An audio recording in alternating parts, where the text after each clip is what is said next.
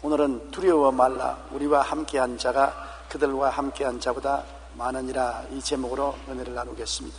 열왕기하 6장 14절로 17절에 보면은 아람 왕 베나닷이 이스라엘을 공격하여 점령하려고 무수히 애를 썼습니다.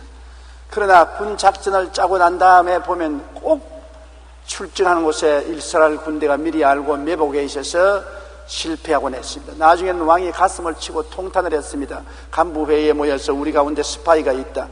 우리가 작전 계획을 하기만 하면은 이스라엘 왕이 먼저 알아서 군대를 파견하여 매복시키니 이 웬일인가? 누가 스파이가 있는 것을 찾아내지 못할 것인가? 호통을 쳤습니다. 그러자 그들 장관 중 한 사람이 왕이여, 이스라엘에는 엘리사라는 선지자가 있어서 왕이 침상에서 혼자 생각하는 것조차 다 알아서 이스라엘 왕에게 보고를 하나이다. 그러면 엘리사를 잡아라. 보고가 들어오기로 엘리사가 도단성에 들어와서 하룻밤을 지낸다는 말을 듣자 정군을 동원해서 도단성을 포위했습니다. 첩첩이 군대와 마병을 통해서 포위를 했습니다. 엘리사의 종이 아침 일찍 일어나서 밖에 나와서 기지개를 쓰고 숨을 크게 들어쓰고 양편을 바라보니 안개가 좌우한 가운데 뭐가 번쩍번쩍하고 헐렁헐렁 깃발이 날리거든요. 가만히 살펴보니까 온 천지가 아람 군대의 깃발과 장금이라. 그는 혼비백산했습니다. 피가 모두 다 아래로 쏟아졌습니다. 그는 벌벌 기어서 방 안에 들어가서 엘리사 선생이여, 큰일 났습니다. 아람 군대가 온 성을 첩첩이 둘러싸서 쥐새끼 한 마리도 도망칠 수가 없습니다. 그러자 엘리사가 가만히 있어 앉아. 우리와 같이 계시니가 저들과 같이 있는 것보다 많다. 어떻게 해요? 하나님이여, 이 젊은이에게 눈을 뜨게 해서 실상을 보고 알게 하소서. 이 종이 기도하자 젊은 시종이 눈을 뜨고 보니까 아람 군대와 이스라엘 선지자 엘리사 사이에 하늘의 불말과 불병거가 장벽을 치고 있었습니다. 감히 아람의 군대가 한 사람도 엘리사에게 접근하지 못하도록 첩첩이 하늘의 불말과 불병거가 둘러싸여 있었습니다. 그 결과 엘리사는 아람 군대를 모두 다 포로로 잡았고 다시는 베나닷이 감히 이스라엘을 넘나보지 못하게 만들고 말한 것입니다. 이 사실이 우리에게 굉장한 교훈을 주는 것입니다. 왜냐하면 우리가 사는 인생길에는 사방에서 우리도 우겨싸여 살고 있는 것입니다. 우리가 아무리 평안하게 살려고 해도 우리 주위에 영적인 아람 군대가 첩첩이 둘러싸서 우리를 포위 공격하고 있는 것입니다. 그 가장 무서운 것이 죄인 것입니다. 죄는 마음의 유혹을 가져와서 우리를 포위하고 우리를 끌어내는 것입니다. 에덴 동산에서조차도 죄가 아담을 포위한 것입니다. 에덴에 있었던 유혹을 보면은 선악을 알게 하는 나무 열매는 먹지 말라, 내가 먹는 날에는 반드시 죽으리라고 하나님 말씀하는데도 불구하고 마귀가 진을 치고 둘러서서 아담과 하와에게 꿰습니다. 뱀이 여자에게 이르되 너희가 결코 죽지 아니하리라, 너희가 그것을 먹는 날에는 너희 눈이 밝아서 하나님과 같이 되어 선악을 알 줄을 하나님이 아심이라고 유혹을 했습니다. 그들은 유혹에 둘러싸여서 그것을 이겨내지 못하고 유혹의 포로가 되고 넘어지고 마는 것입니다.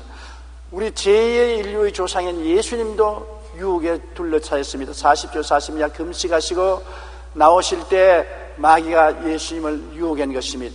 물질적인 유혹, 명예적인 유혹, 부귀 권력적인 유혹을 예수님께 가한 것입니다. 물질적인 유혹으로는 내가 만일 하나님의 아들이었던 명하여 이 돌들로 떡덩이가 되게 하라.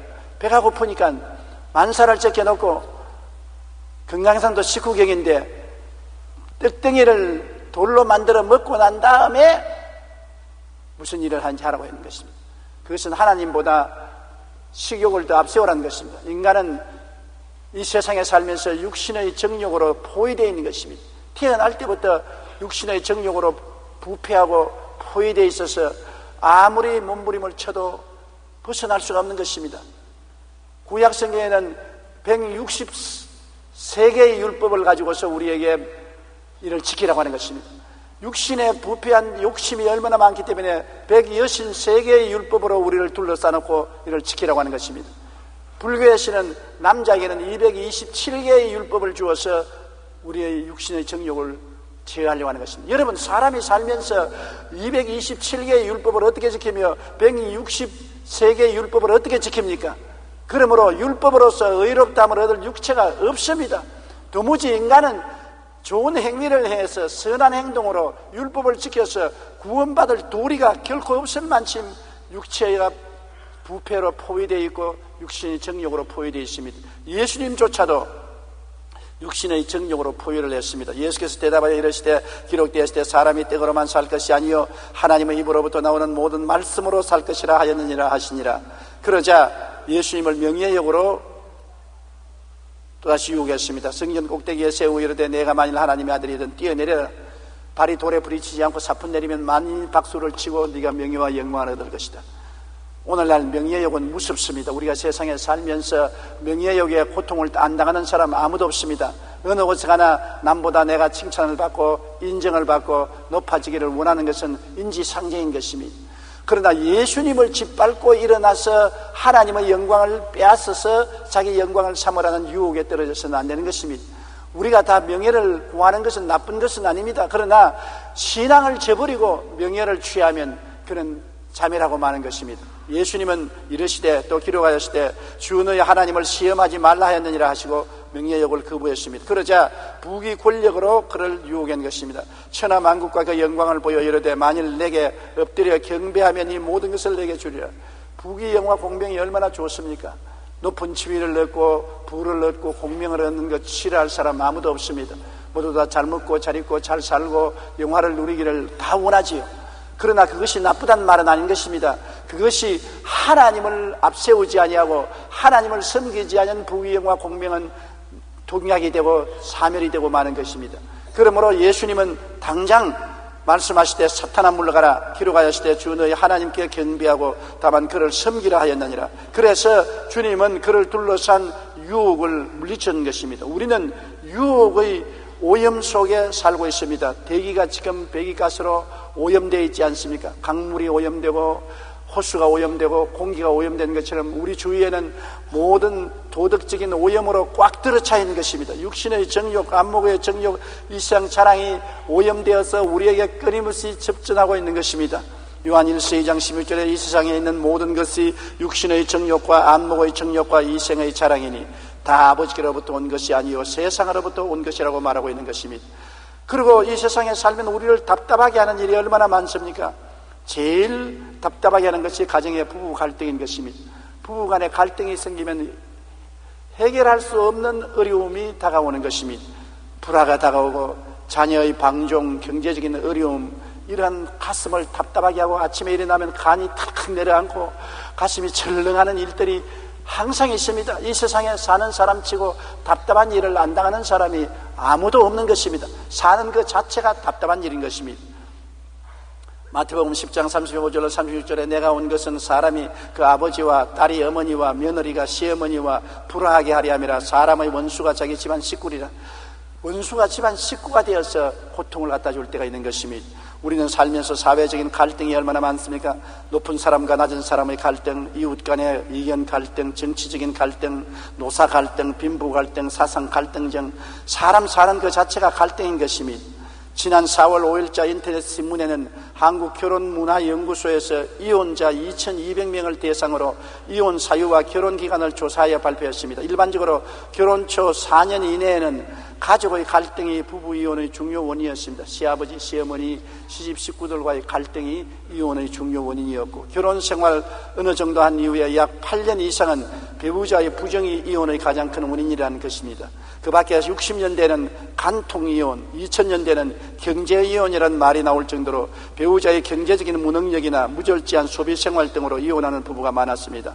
그런가 하면 월간지인 아버지와 가족에서 수도권에 거주하는 30대에서 40대의 기혼 남녀 204명을 대상으로 부부 갈등에 대한 설문조사를 했는데 부부의 75%가 이견 충돌로 결혼 생활에 위기를 느낀다는 것입니다. 서로 이해하고 동정하고 사랑하고 양보할 줄 모르고 자기 고집만 세웁니다. 남자는 남자, 아내는 아내, 자기 고집만 세워서 그 갈등이 위기를 초래한다는 것입니다. 부부가 갈등 원인으로 성격 차이가 가장 높았는데 남자는 68%, 여자는 58%, 그 다음 남편은 자녀 교육 문제로 48%, 부인은 시부모 문제 32%가 갈등의 원인으로 지적한 것입니다. 오늘날 우리나라의 이혼율은 매우 높습니다.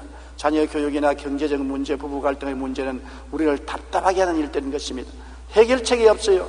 저에게도 부부 갈등 문제로 끊임없이 신앙 상담을 오는데 두 분을 만나보면 한 사람 한 사람 말은 다 옳아요. 남편 말 들으면 남편 말이 옳고 아내 말 들으면 아내 말이 옳고 둘이 갖다 놓으면 둘이가 다 옳지 않고 도저히 해결할 수 없는 문제들이 많은 것입니다. 여러분, 그렇지 않으면 또 예수 믿고 세상에 살다면 답답한 일은 천국인들은 핍박을 당하는 것입니다. 세상 문화와 그리스도인 문화가 다르기 때문에 갈등을 당합니다. 우리 한국에는 정초에 제사 문제로 말미암아 갈등을 당할 가정이 많지 않습니까? 사회생활에서 신앙 문화와 우리 한국의 고유 문화와의 갈등으로 말미암아 가족 간의 대결을 할 때가 많습니다. 다시 말하면 우리 사람들이 이 세상에 사는 동안에 예수 믿는 사람과 믿지 않는 사람의 삶의 목적이 다릅니다. 세상 사람들은 부귀영화 공명을 얻는 것이 목적이지만 우리는 하나님을 기쁘시게 하는 것이 목적인 것입니다. 저를 잘 아는 사람 한 사람이 나를 찾아와서 조 목사 큰 교회에 목회하니까 은퇴하기 전에 한 목 잡고 은퇴하라.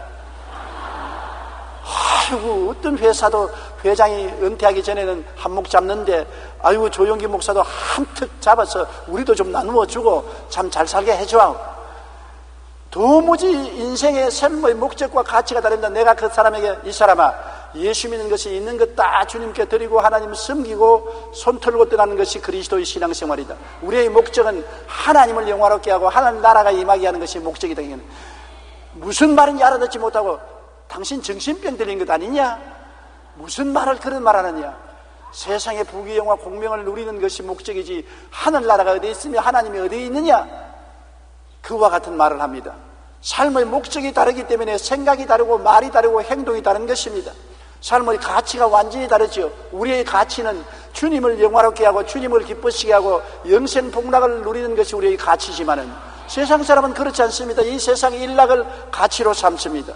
삶의 방식이 다르지요. 우리는 성수주의라고 11조 드리고 주님의 영광을 위해서 희생하는 것을 즐겁게 느끼지만 믿지 않은 사람은 주일날도 안 지키고 11조는 왜 주게 드려요? 있는 것조차 다 빼앗아 가려고 하는데, 그리고 삶의 방식이 틀려서 세상 육신의 중심으로 살고 있지 않습니까? 마태복음 5장 11절로 12절에 나로 말미암아 너희를 욕하고 박해하고 거짓으로 너희를 거슬러 모든 악한 말을 할 때는 너희에게 복이 있나니 기뻐하고 즐거워하라. 하늘에서 너희 상이 큼이라고 말한 것입니다. 이와 같이 우리는 예수 믿는다고 해서 핍박당하는 생활이 끊임없이 많습니다. 그뿐 아닙니다. 우리는 예수 때문에 순교당하는 일도 종종 있는 것을 봅니다. 지금 우리나라에는 과거 우리 선조들이 순교를 당했기 때문에 우리가 평화를 누리고 있지만 지금도 순교당하는 성도들이 세상에는 많아요. 로마 시대는 10대 황제가 엄청나게 초대교회를 핍박해서 수많은 사람이 원형극장에서 횃불이 되어 불에 타 죽고 사자에 찢겨 죽은 것입니다. 이와 같은 순교의 고통이 다가온 것입니다. 대원군 시절에 우리 한국에 순교당한 숫자가 만여 명이 죽었습니다. 그리고 일정 핍박 시대에 얼마나 많은 사람들이 핍박을 당했으며 우리가 어찌해야 되겠습니까? 이 세상에서 살면서 사망으로 죄가 우겨싸고 세상 문제가 가슴을 눌러 답답하고 우리가 핍박을 당하고 혹은 죽임을 당하는데 우리는 어떻게 대처해야 되겠습니까? 불안하고 초조하고 좌절하고 절망해야 되겠습니까? 아니면 우리가 담대하게 설 수 있습니까? 우리가 어찌해야 될 것입니까? 열왕기하 6장 16절이 거기에 대한 대답을 주고 있는 것입니다. 우리 한번 다 같이 6장 16절을 읽어보십시다. 대답하여 두려워하지 말라. 우리와 함께한 자가 그들과 함께한 자보다 많으니라 하고, 우리가 환경을 바라보지 말고 우리 속을 바라봐야 되는 것입니다. 환경을 바라보면 원수가 끊임없이 둘러진치고 원수의 창금과 깃발이 휘날리지만은 엘리사가 기도한 것처럼 우리가 기도하면 우리 속에서 하나님이 마음속에 꿈과 환상을 보여주는 것입니다. 우리와 함께한 자가 원수보다 많다는 것을 알게 되고 함께한 내적인 하나님의 능력에 의지하면 넉넉히 이길 수가 있는 것입니다. 요한일서 4장 4절에 찾아들어 너희는 하나님께 속하였고 또 그들을 이겼나니 이는 너희 안에 계신 이가 세상에 있는 자보다 크심이라. 여러분 안에 누가 계십니까? 여러분 안에는 옛날에는 반역의 영, 원수 마귀가 들어와 있었습니다만 예수 믿고 난 다음 여러분 속에는 하나님의 성령이 와서 계시고 성령을 통하여 하나님의 아들과 아버지가 와서 계신 것입니다. 우리의 마음 성전에는 삼위일체 하나님이 와 계신 것입니다. 우리가 어려움을 당할 때 눈을 밖으로 돌리지 말고 우리 마음 속으로 돌려서 우리 속에 누가 계신지를 알아야 되는 것입니다. 하나님이 계신 것을 인정하고 환영하고 모시드리고 하나님께 의지하고 나가면 우리가 이길 수가 있는 것입니다. 우리가 의지할 자가 있으면 마음이 담대해지잖아요. 밤길을 걸어갈 때 어린아이라도 하나 손에 잡고 가면 마음이 든든해지는 것입니다. 하물며 우리 인생에 천지와 만물을 지으신 삼위일체 하나님이 우리 속에 같이 계셔서 동행하고 동거하신다는 것을 알게 되면 마음에 든든해지고 믿음을 가질 수 있게 되는 것입니다. 염려하고 근심하면 우리는 자살의 행동을 하는 것입니다. 어느 심리학자는 염려를 느린 영태의 자살이라고 말한 것입니다. 염려를 하는 것은 자기 스스로 자살하는 것이다. 의사인 WC 알베레스는 위장장애의 80%는 염려와 두려움에서 온다고 말한 것입니다. 염려와 두려움을 하면 거의 위장병이 생기거든요. 우리 체험으로 심장도 뛰고 머리도 아프고 잠도 안 오고요. 염려는 영어로 worry라고 말하는데 독일 말은 비르겐이라고 말하는 데서 유래됐습니다. 비르겐이라는 말은 목을 졸라 죽인다는 말인 것입니다. 염려라는 것은 두려움으로 인하여 염려는 목을 조이듯이 다가와 우리의 시각을 흐리게 만들고 현실을 제대로 보지 못하게 만듭니다. 이처럼 두려움은 염려는 삶에 긍정적이고 건설적인 일을 할 수 없게 만드는 것입니다. 더욱 염려는 영적 무력증을 일으켜서 영적 감각을 잃게 하여 무력감에 빠지게 만들어주는 것입니다. 우리는 두려워하지 말고 하나님을 돌보심을 믿음으로 확신해야 됩니다. 그럴 때 우리의 영적인 눈도 띄워지고 눈앞의 적병보다도 많은 하나님의 불말과 불병거가 우리 마음속에 둘러진치고 있다는 것을 알게 되는 것입니다. 영적인 세계를 들여다봐야지 물질적인 세계를 들여다봐서는 안 되는 것입니다. 안 믿는 사람은 영의 눈이 없기 때문에 영적인 세계를 볼 수가 없는 것입니다. 그러나 우리 믿는 사람은 물질적인 세계를 보는 육안만 있는 것이 아니라 영적인 세계를 바라보는 영안이 열려있는 것입니다. 영안을 통해서 하늘나라가 우리와 같이 계신 것을 알아야 되는 것입니다. 영적인 세계는 육신적인 세계를 정복하고 지배하고 다스리는 능력이 있는 것입니다. 물질적인 세계는 3차원 세계지만 영적인 세계는 4차원의 세계로 차원이 높은 것입니다. 높은 차원이 낮은 차원을 다스리는 것입니다. 그러므로 우리는 두려워하지 말고 놀라지 말고 눈을 영적으로 향해서 믿음으로 써야 되는 것입니다. 우리는 어느 곳에 가나 비교 위에 서 있는 것입니다. 아무리 물질적인 세계가 다가와도 우리 키를 비교해보면 우리가 키가 크다고요.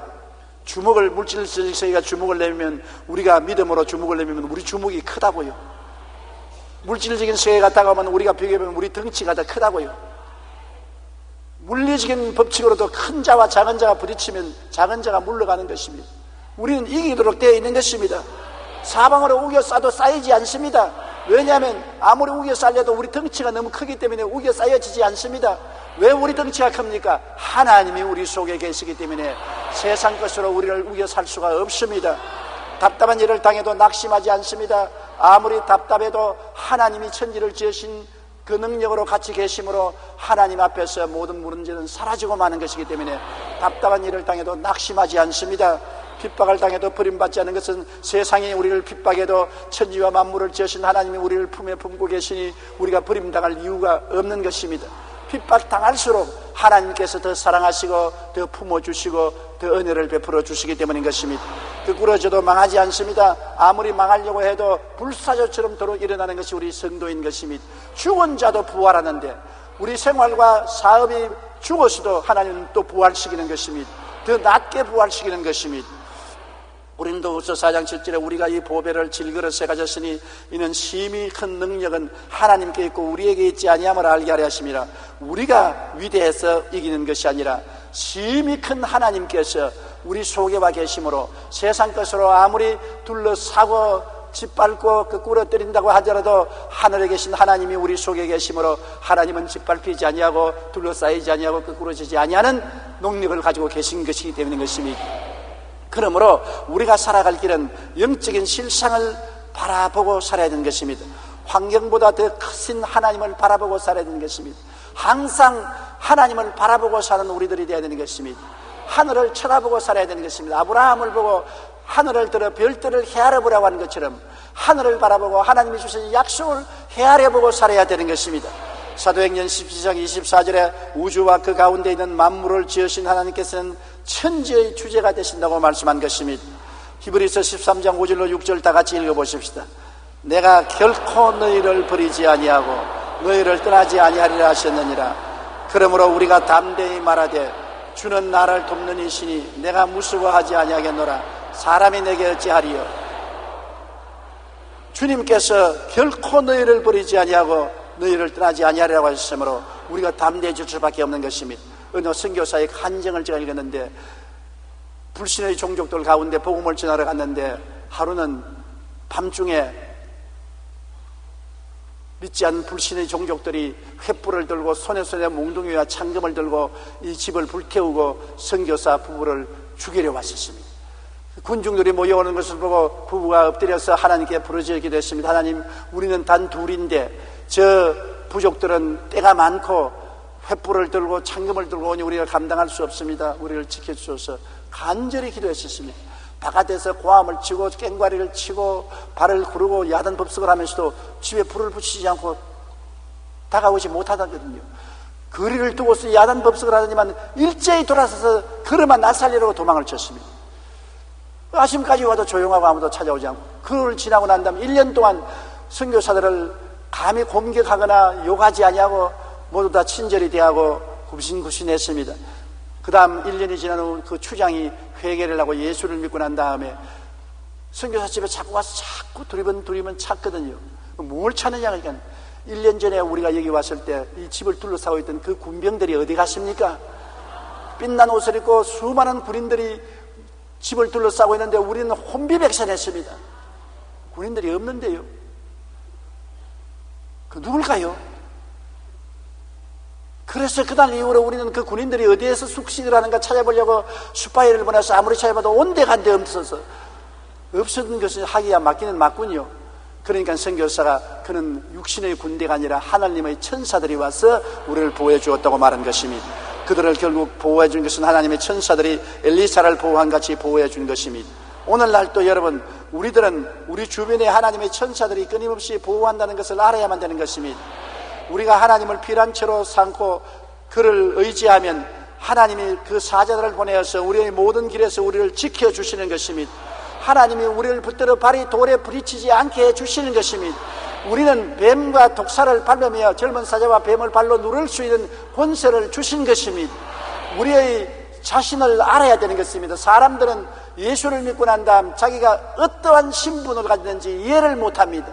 우리는 사망에서 생명으로 옮김바 되었으며 마귀의 자식에서 하나님의 자녀가 되었으며 육의 자녀에서 영의 자식으로 거듭났으며 하나님이 우리 아버지가 되고 예수님이 우리 구주가 되고 성령이 우리 보혜사가 되고 천군 천사가 우리의 병사들이 되어서 우리와 함께 거하는 것입니다. 육신으로 보면 약하게 보지만 영적으로 보면 거대한 군대인 것입니다. 이러므로 우리 예수 믿는 사람은 육의 눈으로만 자기를 보고 환경을 보아서는 안 되고 항상 영의 눈이 깨어서 하나님을 바라보고 하나님의 약속을 의지하는 우리가 되어야 되는 것입니다. 우리나라에서 유명한 부흥사였던 길선주 목사님은 임종시에도 그를 둘러쓰는 사람들에게 향해 하늘에서 전보가 왔으니 이제 가봐야 되겠다, 안녕히 계세요, 그러고 세상을 떠났습니다. 죽음 앞에서 목사님은 슬퍼하지 않으시고 떠나신 것입니다. 죽음조차도 우리에게 원수가 되지 않는 것입니다. D.L. 무디 목사님은 임종시에 눈물을 흘리는 아내와 자녀들에게 땅이 물러간다, 천국이 열리고 세계가 내게로 다가온다, 하나님이 나를 부르시는구나, 내가 너희들보다 먼저 가겠다, 그러고 눈을 감았습니다. 여행 떠나는 것이지 죽어 고통을 당하는 것이 아니었습니다. 그러므로 죽음조차도 우리에게 두려움이 되지 않은 것입니다. 구세군의 창시자였던 월리암 부우스의 아내였던 캐더린 부우스는 임종시에 이제 나는 죽는다기보다는 오히려 더 큰 나은 생계 시작되는 것이 눈에 보이는구나, 이제 와서 보니 죽음이야말로 아름답고 귀한 것이구나, 이렇게 말하고 세상을 떠났습니다. 여러분, 우리가 인생을 살면서 태어난 이후로 이 세상의 염려, 근심, 불안, 초조, 절망, 고통에 휩싸여 살면서 고난당할 뿐 아니라 사람에게는 최후 가장 무서운 것이 죽음인 것입니다. 죽음이 없는 것처럼 생각하고 살지만은 실제로 언제나 죽음은 가능성적으로 다가오는 것입니다. 그러나 주를 믿는 사람은 살아있을 동안에 하나님이 불단과 불병거로 우리를 지켜줄 뿐 아니라 죽음 그 자체조차도 영광에 들어가는 기회로 삼아주시는 것입니다. 너희는 마음에 근심하지 말라. 하나님을 믿으니 또 나를 믿어라. 내 아버지 집에 있을 곳이 많도다. 그렇지 않으면 내게 일렀으리라. 내가 너희를 위하여 처소를 예비하러 가느니 가서 처소를 예비하면 내가 다시 와서 나 있는 곳에 너희도 함께 있게 하리라고 말씀하신 것입니다. 주님께서 우리 위해서 처소를 예비하고 여러분의 때가 차면 여러분을 데리러 오셔서 여러분과 함께 천국에 들어가서 영원히 살게 만들어 주시는 것이므로 우리의 국적은 이 땅에 육신으로 있을 뿐 아니라 영적으로 영원한 세계에 있다는 것을 알아야 되는 것입니다. 우리의 희망은 이 땅에서 끊어지는 것이 아니라 영원히 계속되는 것을 알아야 되는 것입니다. 썩어질 것을 향하여 살지 않고 썩지 않고 영원히 있을 것을 향하여 사는 우리들이 다 되어야만 되는 것입니다. 그러므로 우리는 이 땅에 사는 동안에 항상 하나님과의 올바른 관계를 맺고 살아야 되는 것입니다. 우리가 하나님과 올바른 관계만 맺고 있으면 하나님이 우리를 위하시면 누가 우리를 돼지가리요? 그 아들을 우리에게 주시니까 그 아들과 함께 무엇을 선물로 주지 아니하시겠느냐? 환난이나 공고나 적신이나 위험이나 기근이나 죽음이나 칼이랴 이 모든 일에 우리를 사랑하신 이로 말미암아 우리가 넉넉히 이기면서 살아갈 수가 있는 것입니다. 그러므로 하나님과의 올바른 관계를 놓치는 것은 너무나 큰 비극인 것입니다. 안 믿는 사람은 하나님과의 관계가 끊어져서 대적하고 있지만은 우리 예수 믿는 사람은 아버지와 자식의 관계가 끊어져서는 안 되고 그곳이 회방되어서도 안 될 것입니다. 요한일서 1장 5절로 10절 우리 다 같이 읽어보십시다. 우리가 그에게서 듣고 너희에게 전한 소식은 이것이니 곧 하나님은 빛이시라 그에게는 어두움이 조금도 없으시다는 것이니라. 만일 우리가 하나님과 사귐이 있다 하고 어둠에 행하면 거짓말을 하고 진리를 행치 아니함이니와 그가 빛 가운데 계신 것 같이 우리도 빛 가운데 행하면 우리가 서로 사귐이 있고 그 아들 예수의 피가 우리를 모든 죄에서 깨끗하게 하실 것이요 만일 우리가 죄가 없다 말하면 스스로 속이고 또 진리가 우리 속에 있지 아니할 것이요 만일 우리가 우리 죄를 자백하면 그는 미쁘시고 이루사 우리 죄를 사하시며 우리를 모든 불의에서 깨끗하게 하실 것이요 만일 우리가 범죄하지 아니하였다 하면 하나님을 거짓말하는 이로 만드는 것이니 또한 그의 말씀이 우리 속에 있지 아니하니라. 죄를 짓지 않은 의인이 이 세상에 누가 있습니까? 여러분 한 주간 동안 한 번도 죄를 안 지은 사람 손 들어보세요. 내가 표창할 테니까. 아무도 없지 않아요. 사람이 죄를 안 짓고 어떻게 삽니까? 이 세상에 혼탁한 세상에 사니까 사람이 다 넘어지고 쓰러지고 걸리고 상처 입게 되는 것입니다. 안 하면 제일 좋지요. 안 해야 하나님과 가까이 할 수 있으니까 가장 좋지요. 그러나 이 세상은 죄를 짓기 때문에 성경은 죄 없다고 변명하지 말라고 하는 것입니다. 죄 없다고 하면 하나님을 거짓말쟁이로 만든다는 것입니다. 하나님은 너희가 다 죄를 짓는다고 말한 것입니다. 그러면 우리가 해야 될 일은 매일같이 하나님의 법에 의지해서 우리의 죄를 고백해야 되는 것입니다. 우리가 최소한도 지켜야 될 법이 10계명입니다. 613개의 법은 다 지키지 못해요. 불교가 말하는 227개의 법을 다 지키지 못해요. 최소한도 10계명을 통해서 우리에게 비춰보아야 되는 것입니다. 내 앞에 다른 신을 두지 말라, 우상에 절하지 말라, 하나님의 이름을 망령되이 부르지 말라, 안식일을 거룩히 지켜라, 내 부모를 공경하라, 살인하지 말라, 간음하지 말라, 도적질하지 말라, 내 이웃을 거짓 증거하지 말라, 내 이웃을 탐하지 말라. 최소한도 이 10계명은 우리가 마음에 간직하고 여기에 비추어보아서 우리 죄를 회개하고 자복하고 살아야 되는 것입니다. 믿는 사람과 안 믿는 사람이 무엇이 다릅니까? 안 믿는 사람은 회개하지 않습니다. 자복하지 않습니다. 10계명이 있어서 비춰보고 잘못을 고백하느냐 하면 그렇지 않습니다. 믿는 자의 다른 점은 우리가 10계명을 항상 마음에 비춰보고 넘어질 때마다 회개하고 자복한다는 것입니다. 그러므로 늘 씻는 사람하고 씻지 않는 사람하고 세월이 지나보면 누가 더 때가 많습니까? 안 씻는 사람은 때 덩어리지요. 늘 씻는 사람은 때가 묻어도 적게 묻지요. 여러분, 우리는 항상 예수님의 보혈로 씻어서 정하게 돼야 되는 것입니다. 그래야 하나님과 교통함이 있는 것입니다. 어두움에 처해 있지 말고 항상 빛을 향해서 돌아서는 우리들이 되어야 되는 것입니다. 그러고 난 다음 우리는 예수 그리스도의 은혜를 믿고 항상 입술의 고백을 강하게 잡아야 되는 것입니다. 예수 믿는 신앙이란 입술의 고백인 것입니다. 주는 그리스도시요 살아계신 하나님의 아들이라는 신앙 고백을 강하게 하는 것이 우리 신앙인 것입니다. 우리의 신앙은 속으로만 몰래 가지고 있는 것이 신앙이 아닙니다. 입술의 고백입니다. 혼자서도 고백하고 이웃 사람에게도 고백하고 하나님 앞에서도 고백하고 세상 사람 앞에도 고백해야 되는 것입니다. 신앙의 고백이 우리의 믿음을 굳게 잡아주는 것입니다. 로마서 10장 10절에 사람이 마음에 믿어 의에 이르고 입으로 신하의 구원에 이르느니라고 말한 것입니다. 골로새 2장 6절로 7절에 그러므로 너희가 그리스도 예수를 주로 받았으니 그 안에서 행하되 그 안에 뿌리를 박으며 세움을 받고 교훈을 받은 대로 믿음에 굳게 서서 감사함을 넘치게 하라. 우리가 믿었으면 입으로 강하게 시인하고 그 다음에는 감사함을 넘치게 해야 되는 것입니다. 왜 감사함을 넘치게 합니까? 모든 일에 하나님이 함께 계신다는 것을 믿고 감사하는 것입니다. 좋은 일은 좋아서 감사하고 나쁜 일은 좋게 만들어 주실 것이니 감사하고 좋으나 구저나 감사함을 넘치게 하면 하나님께서 역사하는 것입니다. 여러분, 하나님은 여러분에게 항상 끝이 좋게 해주시지 과정도 평탄하고 좋게만 만들어 주지 않은 것입니다. 우리가 시련이 없는 믿음은 겉으로만 믿음이 잘 믿는 것 같고 키만 큰 같이 시련을 당하면 곧 쓰러지고 마는 것입니다. 신앙생활의 과정은 하나님이 크고 적은 시련을 통하게 만들어주는 것입니다. 그것은 운동하라고 그렇게 하는 것입니다. 기도 운동, 믿음 운동, 전도 운동하라고 하는 것입니다. 믿음이라는 것은 우리가 말씀만 먹고 신앙만 바라는 것이 아니라 운동도 해야 되는 것입니다. 그러므로 시련은 우리 기도 운동인 것입니다. 시련 안 당하면 기도 안 해요. 고통 당해야 기도하지. 지나가 보면 여러분 기도 가장 많이 할 때가 가장 어려울 때 가장 기도 많이 했지. 가장 편안하고 좋을 때는 기도 안 하는 것입니다. 슬플 때 가장 찬송 많이 하지 즐거울 때는 별로 찬송도 하지 않은 것입니다. 시련과 고난과 고통이 다가와야 기도도 많이 하고 회개도 많이 하고 깨어지고 찬송도 많이 하고 눈물도 많이 흘리고 신앙이 쑥쑥 자라는 것입니다. 그러므로 좋은 것만 좋은 것이 아닙니다. 우리 하나님 아버지께서는 우리가 최선으로 성장하기 위해서 우리에게 좋은 양식도 먹여주시고 좋은 일도 일어나게 해주시나 시련도 늘 보내주시는 것입니다. 시련을 통해서 우리가 연단을 받아서 능력 있고 힘 있고 탄탄한 사람이 되어서 나중에 이 세상에 살면서 진짜로 영혼이 잘 되고 범사에 잘 되며 강건하고 생명을 얻되 풍성히 얻는 삶을 살도록 도와주시는 것입니다. 그러므로 여러 가지 시험을 당하거든 온전히 기쁘게 여기시는 여러분 되시기를 바랍니다. 어려운 일도 우리가 그것을 보배로 삼고 감사하면은 그것이 좋은 일로 변화된다는 것을 알아야 되는 것입니다. 반드시 좋은 일만 좋은 것이 아닙니다. 여러분 생활 가운데 어려운 일이 다가올 때 그것을 가지고 감사하게 생각하고 기도하면 하나님이 그를 통해서 좋은 일로 변화시켜 주는 것입니다. 나쁜 남편이 반드시 나쁜 것도 아니고 까다로운 아내가 반드시 나쁜 아내도 아닌 것입니다. 시련을 가져온 자식 때문에 자식을 미워할 일도 아닌 것입니다. 그런 것을 통해서 믿음이 자라게 하는 것입니다. 오히려 그 역경이 변해서 좋게 만들어 주시려고 하는 것이기 때문에 꿈을 버리지 말고 긍정적이고 적극적이고 창조적인 꿈을 가지고 좋아진다, 좋은 것은 좋아지고 나쁜 것은 더 좋아질 수 있다고 신념을 가지는 여러분 되시길 바랍니다.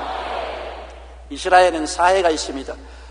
해수면이 바다보다 400m나 낮지만 물이 계속 증발되어 소금 호수가 되었습니다. 물이 짜니 생물이 살지 못하여 죽음의 바다라고 해서 사해라고 이름 붙인 것입니다. 지금은 이스라엘과 요르단과의 국경에 사해를 반으로 가려서 반은 이스라엘에 속하고 반은 요르단 국가에 속해 있는 것입니다. 저 그림에 보는 것처럼 안 깔았잖아요. 소금이 너무 많아서 둥실둥실 뜨고 안 깔았습니다. 그런데 오늘날 이스라엘은 사해라고 하지 않고 염해라고 부릅니다. 그러나 요르단은 진짜 사해가 되어 있습니다.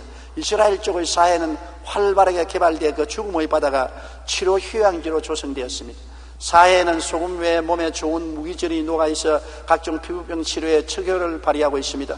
그래서 가는 곳마다 안락한 호텔과 휴양지가 조성되어 피부병을 치료하려는 사람들과 관광객들로 북새통을 이루고 있습니다.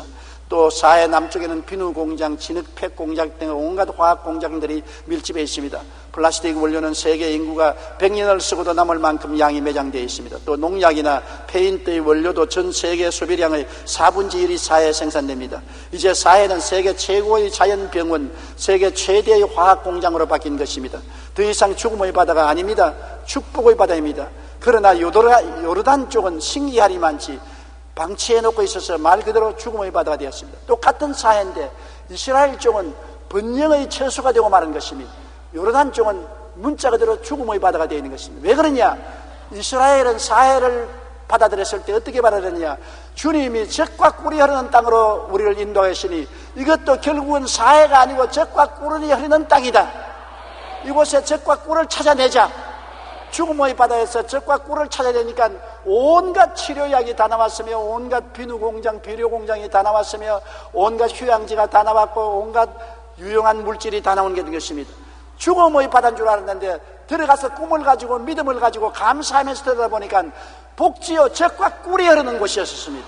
그러나 요르단 측에서는 그것을 사해로 받아들이고, 이는 모슬 땅이다, 모슬 바다다, 여기는 아무 생물도 살지 못하고 농사도 짓지 못하는 곳이라고 방치해 놓으니까 그 적과 꿀이 흐르는 땅이 죽음의 땅으로 변화되어 있는 것입니다.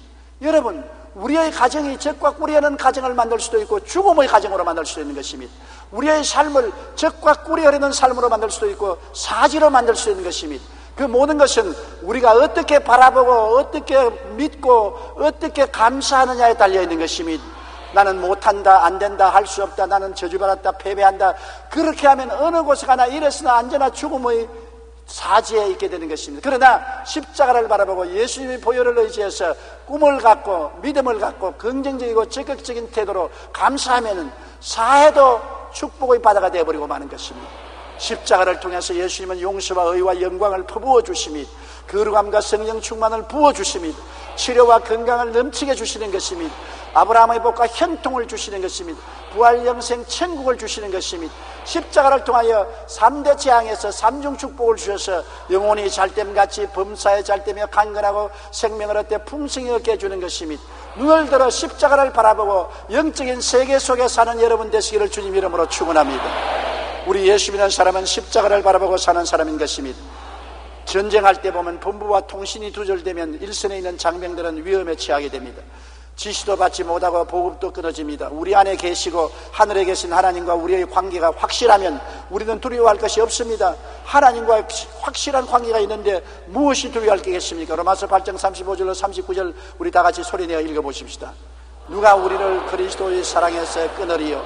환난이나 곤고나 박해나 기근이나 적신이나 위험이나 칼이랴. 기록된 바 우리가 종일 주를 위하여 죽임을 당케 되며 도살할 양같이 여김을 받았나이다 함과 같으니라. 그러나 이 모든 일에 우리를 사랑하시는 이로 말미암아 내가 확신하노니 사망이나 생명이나 천사들이나 권세자들이나 현재의 일이나 장래의 일이나 능력이나 높음이나 깊음이나 다른 어떤 피조물이라도 우리를 우리 주 그리스도 예수 안에 있는 하나님의 사랑에서 끊을 수 없으리라.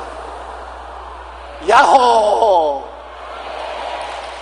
무엇이든지 우리는 넉넉히 이기게 되어 있는 것입니다. 예수님이 우리의 구주시고 천지와 만물을 지은 아버지가 우리 아버지신데 왜 두려워합니까? 두려워 말라, 내가 너와 함께함이라. 무서워 말라, 내가 너와 같이 있다고 성경은 말씀하고 있는 것입니다. 주님의 의로운 손이 우리를 붙들고 있는데 왜 두려워하고 놀랄 리가 있겠는 것입니까? 육신을 이 눈을 뜨고 아람 군대를 바라보고 그 병기와 그 깃발을 휘날리는 것을 바라보면 안 됩니다. 여러분, 기도해서 하나님의 불말과 불병거가 우리를 둘러 진치고 있는 것을 바라보고 꿈을 가지고 믿음을 가지고 강하고 담대하게 나가면 할 수 있다, 하면 된다, 해보자로서 권세와 능력이 나타나고 승리의 깃발을 휘날릴 수가 있게 되는 것입니다. 고개 숙여 기도드리겠습니다. 사랑이 많으신 우리 아버지 하나님, 이 세상에 우리들은 끊임없이 죄악에 우겨 쌓이고 염려와 근심에 마음이 갈라지고 핍박으로 고통당하고 낙심과 절망으로 끄꾸러지고 망할 때도 많습니다. 환경을 바라보면 좌절하고 절망할 수밖에 없지만 우리는 특이한 사람으로 환경으로 인하여 살지 않고 우리 속에 계신 하나님의 능력으로 사는 것이옵니다. 지극히 크고 영원하신 하나님이 우리 질그릇 속에 와서 계시고 이 하나님과 연결해서 꿈과 믿음과 소망을 가지고 강하고 담대하게 기도하고 나갈 때 언제나 결과는 우리가 승리하게 되는 것을 알게 도와주시옵소서. 하나님을 사랑하는 자 곧 그 뜻대로 부르심을 입은 자들에게는 모든 것이 합력하여 선을 이루나니라. 우리가 감당치 못할 시험당함을 허락지 아니하시고 시험당할 즈음에 피할 길을 내사 우리로 능히 감당케 하시는 하나님을 감사드립니다. 하나님 아버지여, 우리 성도들이 모두 다 눈을 들어 십자가를 바라보고 십자가를 통해서 하나님이 우리에게 주신 엄청난 은혜를 바라보게 도와주시옵소서. 이스라엘 백성이 죽음의 바다 사해를 적과 꿀이 흐르는 땅이라고 바라보고 믿고 개간하니 정말 보배로운 곳이 된 것처럼 우리의 사지가 천국이 된다는 것을 알게 도와주시옵소서. 우리는 어느 곳에 가나 어떤 어두움에도 빛을, 절망에는 소망을, 죽음에는 생명을 가져오는 하나님의 사자들이라는 것을 잊지 말게 하여 주옵소서. 예수님 이름으로 기도드리옵나이다. 아멘.